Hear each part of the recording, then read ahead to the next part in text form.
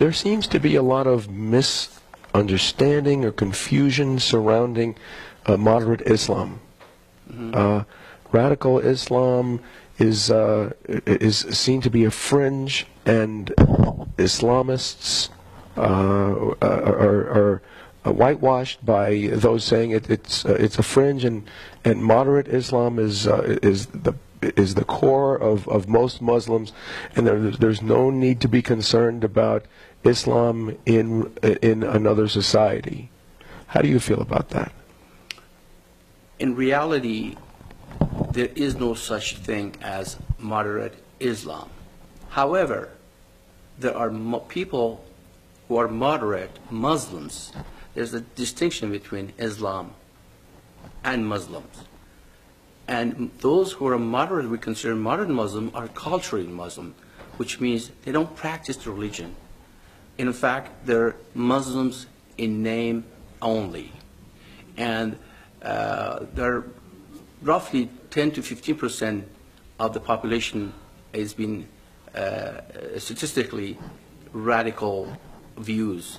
But majority of Muslims do not have that, but sometimes they're used as foot soldiers for Islam. And the trust factor has been lost since 9/11 attack, bringing down the Twin Towers. So Americans are very suspicious of basically any Muslim at the moment, moderate or not moderate. Unjustifiably, in your opinion? You know, some people are truly want to have the daily lives like anybody else. I believe if a Muslim is an American citizen, they're entitled to by law, everything else that other people have. But the radical teaching in the mosques will entice the others to follow. That's the problem. We have too many mosques here, and the people who, imams going to the mosque, teach hate, violence against non-believers. That's something that we have to monitor. Is that a fringe, or is that in mainstream American mosques? It's a mainstream American mosque. That's all there is to it. I have gone to several mosques, and I've listened to them. They preach hate.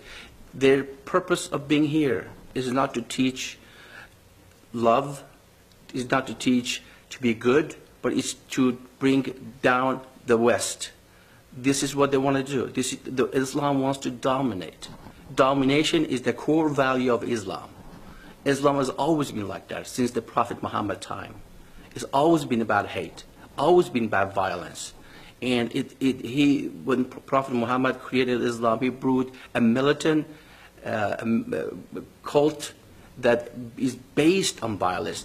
And he said that either in Hadith, he said that I became victorious by creating terror into the hearts of unbeliever. This is directly come from the mouth of Prophet Muhammad. So what about these Muslim advocacy groups like CARE and ISNA and MPAC, who claim that there's too much Islamophobia? Any criticisms of radicalism is really a form of racism. What do you think about that? I think it's just the opposite. There's a lot of Christian phobia right now, because you can't even do anything if you're a Christian. And the attack of Christianity is unbelievable, especially with this administration in the White House. But there is no such thing as Islamophobia. Islamophobia is justified. It's not Islamophobia when they're trying to kill you. That is not Islamophobia. They're trying to kill you. CARE, ISNA, and the majority of them, all the student Muslim organizations here in the United States, all they do, basically they're derivatives of Muslim Brotherhood, which started in Egypt.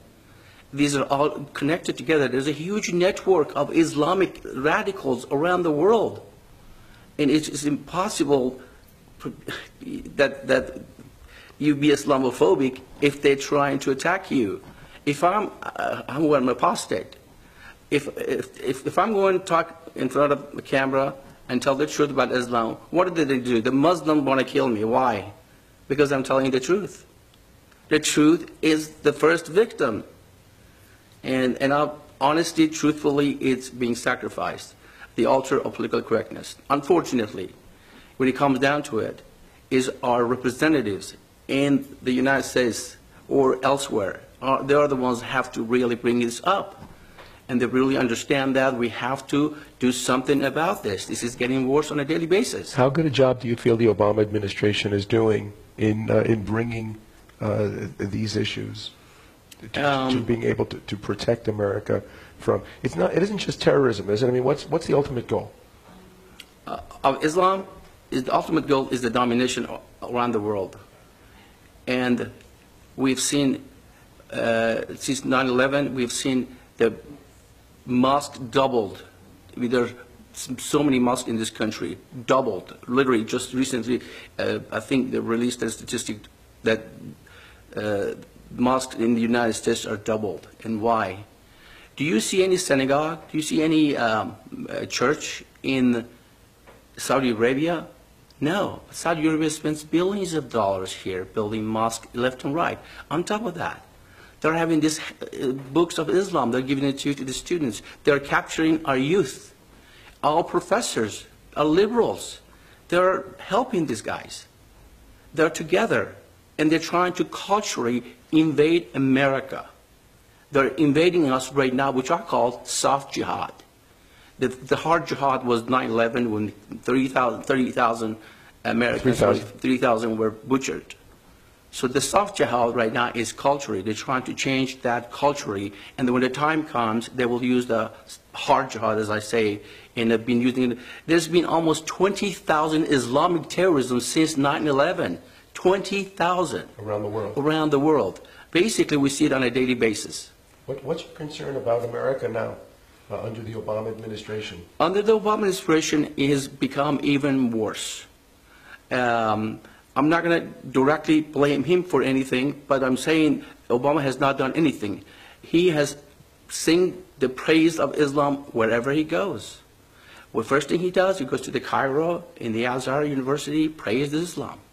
He claims he knows Islam from the 3 continents. He says that his background was Islamic. His father in Kenyan background, and all he does is praises that. And what I understand, and I've read in many places, that we have taxpayers actually paid money to build mosques around the world. And this president agree with that. And we have people working in Homeland Security that are devout Muslims. To me, a devout Muslim is not going to appreciate the Constitution of the United States. A devout Muslim, first and foremost, is an ummahist, an international citizen of Islam. That's what it brings.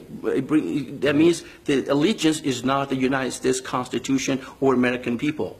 This is what we have to understand. That's why we cannot have a Muslim, a devout Muslim, working inside the United States government. It's extremely dangerous. Well, it's a very big, it's an important issue that you're bringing up here. When President Obama says that Iran is not a threat to America, as a born Iranian yourself, Iranian, and Iran claims, well, we're not anti-Semitic because we have Jews living in Iran. It's just Israel that we don't like. What do you think is the truth? First of all, you must realize Iran is an occupied nation now. It's been occupied by those who do not like Iran. Islamic Republic is the greatest threat not only to the Iranian people, but to the world. Islamic Republic wants to destroy Israel. Iranian people, or 70 million people, love the Jews. Our history goes back to the event of the Cyrus the Great free the Jews, and our friendship has been going on forever. We have absolutely nothing against the Jews. In fact, we care for them. History has shown that. But Islamic Republic wants to change that view. But the people of Iran, we have to make the distinction between the Iranian people and the regime.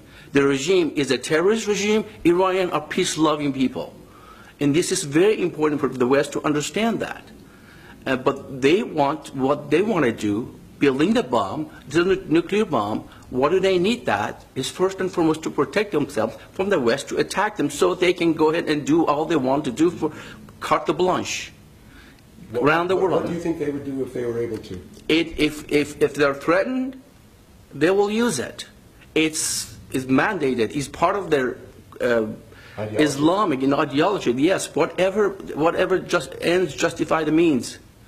is that Nuclear terrorism? Absolutely, they will use it in a heartbeat. And this is just look what they're massacring. It's the same thing happening in Syria, and they have sent 10,000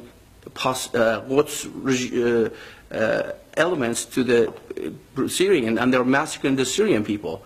Because Syria is their ally, is near Israel. They want to be their proxies, so they want to be close as Israel as possible. So it's not that the Iranians do not like the Jews or anyone else. It's just the regime doing that. We have to understand that. It's very important. I just heard that the Senator Santorum said exactly yesterday in his speech that Iranians are Persians. Persians historically are friends with the Jews. They have absolutely nothing against the Jews. Well, but haven't the public been brainwashed?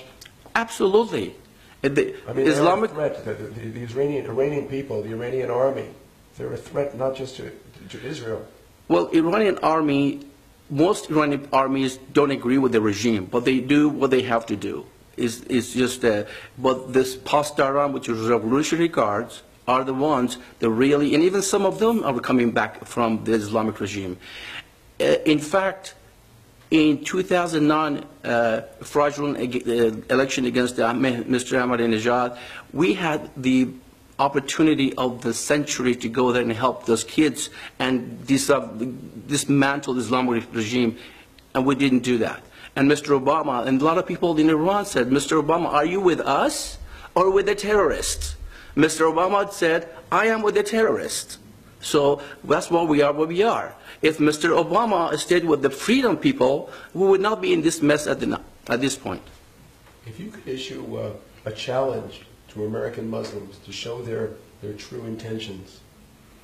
I want them to come and get the book of Quran and tear it up and say, this is not our religion, because there's a lot of hate and a lot of violence in this book. If you are a Muslim and you follow Muhammad, then I don't consider you automatically a terrorist. It's danger to the United States of any person. Any person who claims to be a Muslim is a follower of Muhammad. Muhammad was a terrorist. Muhammad he was a rapist. He was a thief. He killed, he murdered for his agenda, and followers doing exactly as he did. And that's what he said, follow me, do my example.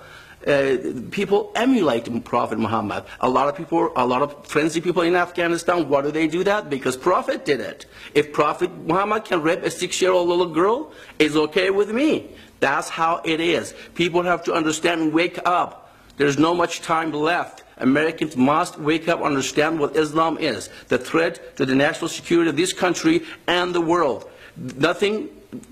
Everything they wanted to do is just destroy America. And if they could right now, they would do it. But slowly, culturally, and then eventually, when they are able to make the bomb, they will use it. Do you think they would use the bomb knowing that it would be retaliated? To them, it doesn't make any difference. As long as they kill the kafirs, that's all that matters to them. Even though if their existence is threatened. The non-Muslims, you mean? Absolutely. As long as they kill the non-Muslims, then they're willing to sacrifice their own people. Iranian regime is willing because they don't care for Iranian people. They are willing to kill the Jews, even that Israel could retaliate 70 times more, but they don't care. That makes them dangerous. It's not like the Soviet Union. We could deal with them in a state to a state. We're dealing with a bunch of savages. A group of savage terrorists have the bomb and they want to use it. They don't care about Iranian people. In fact, they've been destroying our monuments, trying to destroy the Cyrus the Great tomb. They've been destroying thousands of artifacts of Persians. They have absolutely no feelings about Iranians or Persians.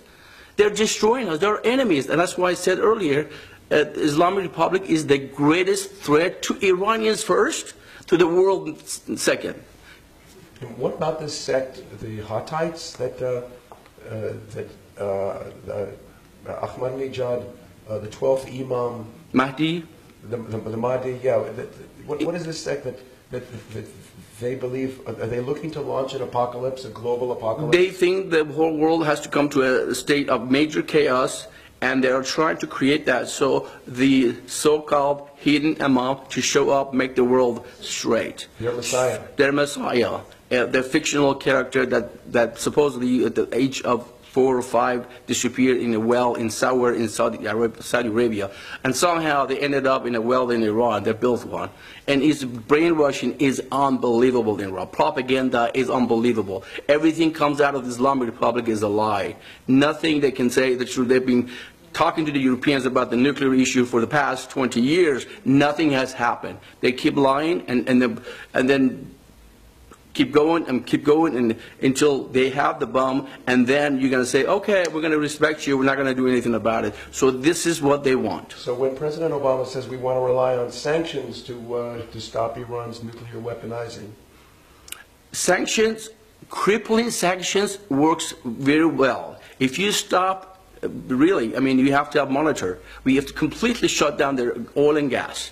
You shut down the oil and gas, they will vanish. But if Obama won't do that? Obama has not done that. He has been talking and talking and was not, but not been walking. He's just been talk and talk and talk. He's not interested to get involved in that. Even during the George Bush's time, I mean, we're just not going to blame Obama. During the 8 years of George Bush, he didn't do anything about Iran. In fact, George Bush went after Saddam and killed Saddam and helped the Islamic Republic, their greatest enemy of the Islamic Republic, and then the Taliban. So basically, in fact, they made Iran stronger. As an apostate now, as you consider yourself, or as you're told that you are, why are you coming out and speaking so strongly? Because it's so important for people to know. I have seen what Islam has done to my country. I have seen so many people have been raped, killed, destroyed in the name of Islam. I don't want that to happen in the United States, which is beginning to happening. It's very important. And also, just all I'm saying, look at the England, look at the France. 20 years from now, this is America. My fellow Americans, to watch what's happening in Europe. If you do not pay attention, this is what you're going to have here in 20 years. Islamization has started here, but if you don't do anything about it, we're going to have to fight street to street, corner to corner, so be ready.